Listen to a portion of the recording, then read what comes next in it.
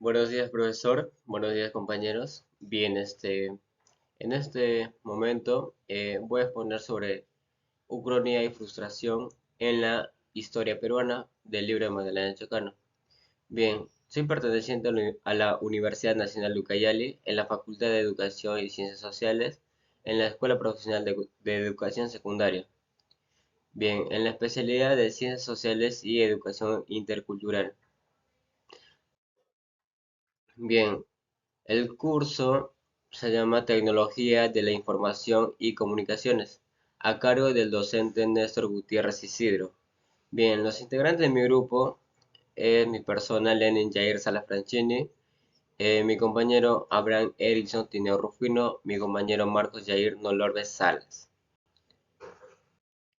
Bien, este trabajo bien, va dedicado a Dios por permitirnos estar presente en este día muy hermoso para poder redactar nuestro tema. Bien, este trabajo también está dedicado a nuestro maestro, el doctor Néstor Gutiérrez Isidro, quien es nuestro mentor en el aprendizaje y agradecerle por brindarnos su aprendizaje adquirido a lo largo de su vida profesional. Y también este trabajo está dedicado a nuestra familia, quienes son el motor para seguir adelante. Acá tenemos el índice y en la introducción, bien, la historia del Perú ha sido como objeto de estudio, ¿no? Y análisis por parte de numerosos historiadores a lo largo del tiempo. Bien, este ensayo eh, se explora en la evolución del discurso histórico en el país, desde las visiones nostálgicas e idealizadas del pasado hasta el enfoque más crítico y profético. Bien, acá el autor, en este caso Magdalena Chocano, señala que la historia puede requerir una sucesión de ideologías de la inmortalidad o una mezcla de varias en cualquier época y que es importante reflexionar sobre las formas sociales del heroísmo que están a mano en cada momento histórico. Bien, Magdalena Chocano Mena es una poeta peruana que nació en 1957. Bien, en la actualidad tiene 66 años. Bien, su primer poemario fue publicado en 1983 bajo el título Poesía a ciencia incierta, con el cual obtuvo el primer puesto de los Juegos Florales de la Universidad Mayor de San Marcos. Bien, de profesión es historiadora y ha publicado diversos estudios sobre México y Perú. Em, Actualmente se desempeña como docente en el área de humanidades de la Universidad Católica del Perú. Bien, ucronía y frustración en la conciencia histórica peruana. Bien, como cabe recalcar acá, cuando más enérgicamente se conoce el pasado, más enérgico se levanta el ímpetu de ir más allá sobre el progreso. Bien, acá Magdalena Chocano hace referencia a que nosotros, mientras más conocemos nuestro pasado, más queremos investigar acerca de ello. Y bien, como por ejemplo, pudiera ser acerca de cómo los primeros pobladores peruanos, en ese entonces los incas, si nos cuentan, ¿no?, sobre la historia de los hermanos Sayar. Bien, nosotros vamos a querer saber más acerca de nuestras raíces, eh, de dónde venimos y a dónde vamos. Eso es a lo que Magdalena Chocano se refiere con este lema también que tiene acá, que dice que el conocimiento es vida y la vida es invocación a la vida, que hace referencia a que nosotros eh, nos gusta conocer más acerca de nuestras raíces. Y bien, historia ser o no ser. En este subtema, este, de modo que el discurso histórico que aparece asignado, ¿no?, para el repaso de amargas oportunidades perdidas en las diversas guerras que tuvimos, ¿no? Ya sea con Chile, Ecuador, nos va a hacer reflexionar sobre Ucrania, se refiere a, a cómo pudo haber sido la historia si pudimos haber sido si pudimos haber hecho otras cosas. Así como dice el dicho, ¿no? Todos son héroes después de la batalla. Y bien, como acá tenemos objeto y sujeto. Bien, el objeto es lo que se conoce y el sujeto es quien conoce. En este caso, tenemos acá la imagen de Machu Picchu. Bien, el objeto viene a ser Machu Picchu y el sujeto es quien lo estudia. En este caso, Irán Brickman, quien descubrió Machu Picchu en el año 1911. Y bien, doy paso. Ah, bien,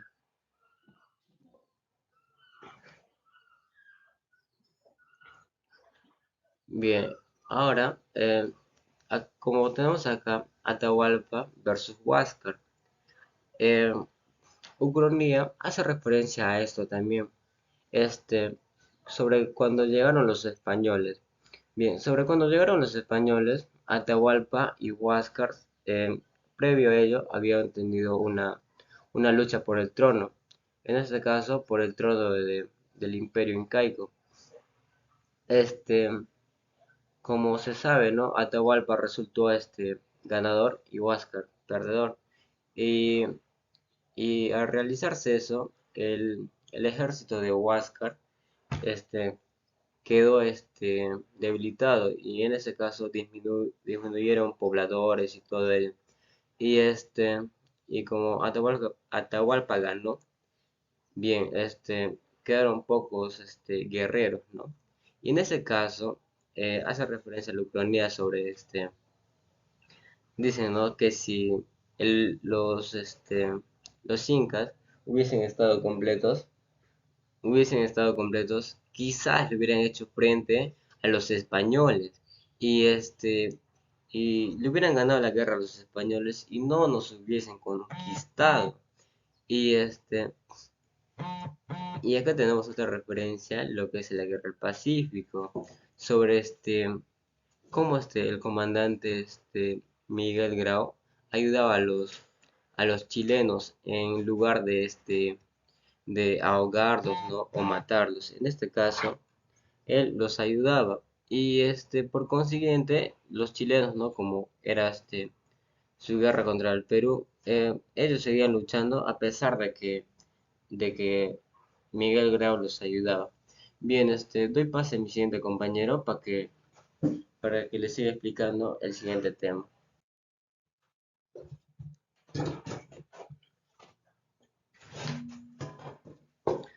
La rebelión contra lo imparable, irreparable. Manuel González Prada y José de la Riva mostraron su opinión y crítica después de la guerra con Chile, dice. Como podemos ver, acá tienen un, un pequeño párrafo donde que dice el Perú se ha reducido por el desconcierto de su vida republicana al punto que hoy vemos, porque una vez constituida la república no tuvimos aquí, como lo obtuvo Chile, la ventaja de poseer una clase superior, prestigiosa e influyente, que fuera firme, seguro de estabilidad del gobierno y de la paz de la nación. En la rebelión contra lo irreparable podemos hablar que la consecuencia, la única forma válida de superar la derrota era romper con el orden de cosas, negarle continuidad histórica, la idea de culpa esgrimida por González Prada con, conjugaba el señalamiento moral con el esgrima por cuestionamiento político. Era, clase, era la clase dominante la plutocracia. ¿Qué quiere decir plutocracia? Era mejor dicho, el gobierno de la gente más adinerada, del clero, a que soportaba la mayor responsabilidad en los hechos que condujeron al país a la derrota. Y esta responsabilidad se cifraba no en lo que había dejado de hacer, sino en su comportamiento efectivo. Por eso la acusación levantada por González Prada, atacaba directamente la trama de la dominación social existente en el Perú e impulsaba la constitución de una vida política distinta, con la participación de grupos marginados tradicionalmente de la esfera social. Colocar a González Prada en la apertura del escritorio de un escrito dedicado al pensamiento histórico puede parecer arbitrario, pero como veremos enseguida, sus incisivas aseveraciones tuvieron mucho que ver por oposición con los planteamientos de José de la Riva Agüero, el historiador. Este consideró que muchas de las críticas de González Prada eran acertadas y necesarias, mas fiel a su clase, no estimó que la ampliación de la vida política conllevase una renovación importante. Por el contrario, Ribagüero sostuvo que la política peruana tenía y seguiría teniendo una naturaleza nocivamente prebendalista, lo que sumado a la agitación radical solo podría engendrar caos y empeoramiento de la gestión estatal. Pasamos a lo que viene a ser las posibilidades del pasado. Tenemos dos párrafos, en la cual el primero habla donde que dice: es interesante observar las palabras usadas por Basadre. Solo se refiere directamente a la oligarquía, a los comunistas, los denomina la baja clase media y la dictadura proletaria, respectivamente. Enseguida, descarta a estas tres fuerzas como alternativas valederas para proponer una suerte. En el segundo párrafo habla sobre que Basadre hizo una reflexión alrededor del papel de las minorías. Estas y los grandes hombres son indispensables para que la nación realice su mensaje, pero estos deben encarnar y representar los problemas y las necesidades colectivas. Para ello tenemos un aporte que dice: es interesante observar las palabras usadas por Basadre, ya que solo se refiere directamente a lo que viene a ser la oligarquía, al APRA y los comunistas de las denominadas baja clase media y la dictadura proletaria, respectivamente. Enseguida descarta a estas tres fuerzas como alternativas valederas para proponer una suerte, la cual marcaba tendencia que por lo demás lo alejaría de gente de su generación como Aya de la Torre o Mariátegui, que no tuvieron ese propósito. Basadre hizo una reflexión alrededor del papel de las minorías. Estas y los grandes hombres son indispensables para que la nación realice su mensaje, la cual estos deben encarnar y representar los problemas y las necesidades colectivas e individuales. Hay un doble fuego en esta relación. La minoría encarnaría los ideales colectivos. A su vez, moldearía el comportamiento de las mayorías. A Basadre no le preocupa aclarar el origen ni la composición de esas minorías. Se trataría de hombres que, sencillamente por las características personales, tuviesen la actitud para percibir el pulso y la actitud del espíritu colectivo. Definitivamente no hay problematización sobre lo que viene a ser el asunto. Ahora bien, por lo general en los asuntos nacionales las opciones administrativas son opciones políticas que implican un problema de poder que solo se define con la confrontación en la lucha y la adaptación de una estrategia determinada o condiciones variables. Le doy paso a mi compañero.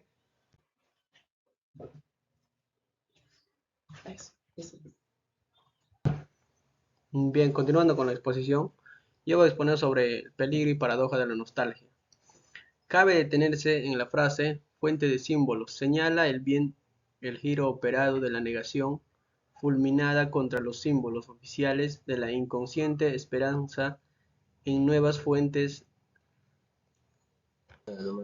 demanda que socorran una sociedad abatida por sus sucesivas derrotas, pues estos historiadores, a la vez que habían extremado el recurso de la nación histórica en sus afanes por exponer lo que la historia oficial negaba o silenciaba, había palpado presencia y voces que cuestionaban la textura nostálgica de su propio discurrir y precipitaban a una paradoja. La historia profética y la posibilidad crítica. Una historia crítica sin profecía ni dogma solo puede instalarse en la ruptura de la separación objeto-sujeto, individuo-sociedad, público-privado. Es probable que los descubrimientos que a través de ese método se logren no sean precisamente catárticos en el sentido pensado por Crece. Conclusión. Para concluir, este ensayo ha explorado la historia del Perú y las actitudes de los historiadores peruanos hacia ella. Se ha discutido la evolución del discurso histórico en el país, desde las divisiones nostálgicas e idealizadas del pasado hasta un enfoque más crítico y profético. Se ha señalado que la historia puede requerir una sucesión de ideologías de la inmoralidad o una mezcla de varias en cualquier época, y que es importante reflexionar sobre las formas sociales del heroísmo que están a mano en cada uno y momento histórico, en donde los principales autores son nuestros antepasados, y a raíz de ellos nosotros, a través del tiempo, hemos adquirido visión y noción de nuestros antepasados, para despertar nuestra ímpetu, para querer conocer más de nosotros, ya sea por las guerras perdidas o ganadas. Eso es lo que despierta nuestro interés de querer conocer más de nuestros ancestros.